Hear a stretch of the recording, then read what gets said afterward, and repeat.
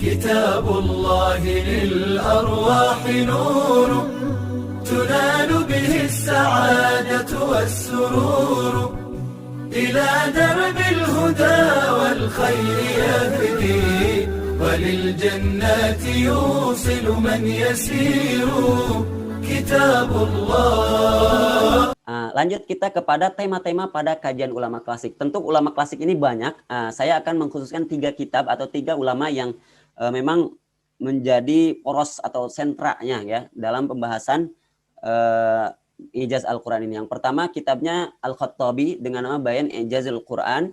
Selanjutnya Ijazul Quran Al-Baqillani dan Ar-Risa Asy-Syafiyah dan kitab Dalail Ijaz karya Abdul Qadir Al-Jurjani.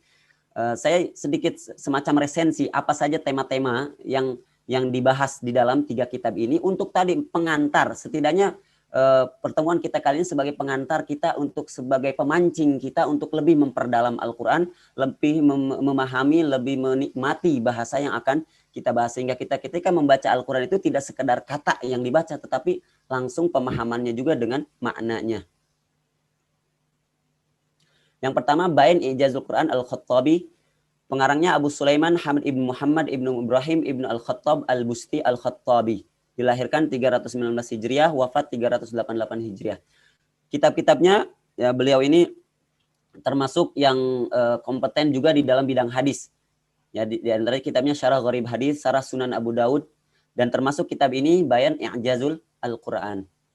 Di dalam kitab ini beliau membahas pertama membuktikan lemahnya orang Arab, walaupun mereka mempunyai tingkat sastra bahasa Arab tinggi, tetapi mereka tidak bisa membuat seperti Al-Quran.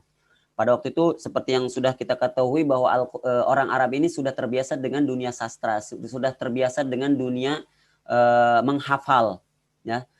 Tetapi ketika datangnya Al-Quran ini mereka lemah, tidak bisa menandingi seperti apa yang ada di Al-Quran. Sudah disebutkan sebelumnya tentang ayat-ayat penantang, ayat-ayat tahaddi, ayat-ayat tantangan, tetapi tidak ada satupun yang bisa membuat seperti Al-Quran. Membantah syubhat-syubhat ya, atau pemikiran-pemikiran sesat berkenaan mukjizat Al-Quran, menyebutkan orang-orang yang pernah mencoba membuat seperti Al-Quran kemudian membantahnya, seperti Musailamah Al-Kadzdzab, ya al-fil, wa mal fil, wa ma adraka mal fil, ya kan? Ingin menyebutkan seperti Al-Qari'ah, mal Qari'ah, wa ma adraka mal Qari'ah. Dia menyebutkan Syekh ini atau mu'alif ini menyebutkan bahwa bagaimana Al-Quran itu yang disebutkan itu sesuatu yang memang agung, sesuatu yang menakutkan tentang kiamat.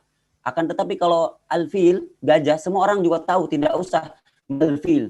Apa yang kamu ketahui tentang gajah? Dan apa itu gajah? Semua orang tahu, tidak harus mengatakan mal-fil dengan pertanyaan-pertanyaan yang banyak seperti itu. Jauh sekali dengan apa yang digunakan oleh Al-Quran yang memang kiamat ini sesuatu yang sangat ditakuti, yang tidak diketahui. Oleh karena itu dengan banyak pertanyaan itu menunjukkan menambah rasa keingintahuan kita. Berbeda dengan yang dikatakan al-fil wa mal-fil dan selanjutnya. Banyak sekali beliau membantah pemikiran-pemikiran atau orang-orang yang mencoba membuat seperti Al-Quran dan bagaimana dijatuhkan perbedaan, jauh sekali perbedaan kata yang dipakai, yang orang yang dipakai ini dengan apa yang digunakan oleh Al-Quran. Membedakan serinci kata-kata yang dianggap sama padahal berbeda.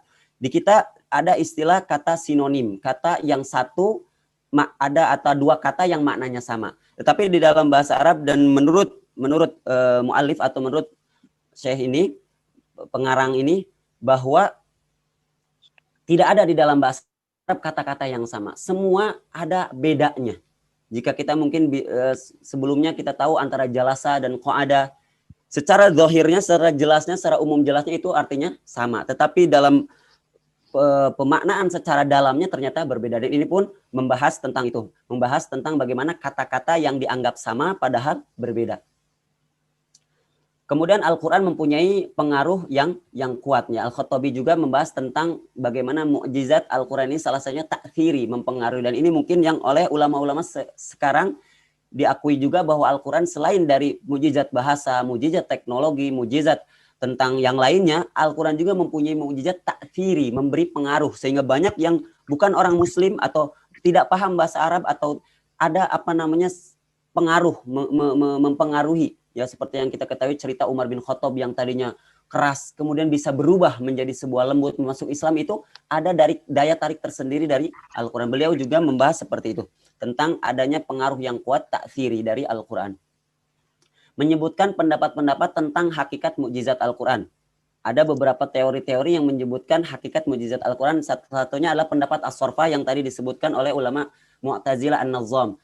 Teori sorfa ini secara mudahnya, secara singkatnya adalah orang-orang Arab ataupun kita manusia tidak bisa membuat seperti Al-Quran ini karena Allah belokkan, karena Allah tahan. Tidak bisa, sebenarnya bisa, tetapi Allah tahan.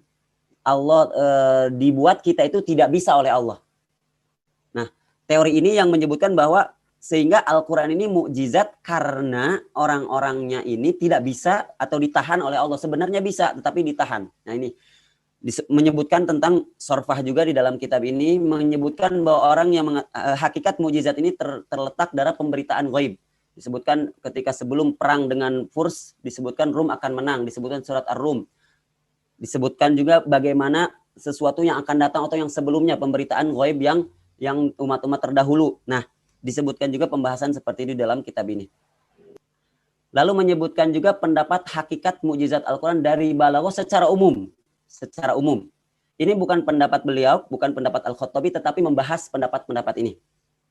Secara umum, tapi ketika di mana balaghahnya? Tidak ada. Secara umum saja. Secara keseluruhan Al-Quran adalah balaghah. Tetapi kalau ditanyakan di mana lebih jelasnya, lebih detailnya, tidak disebutkan.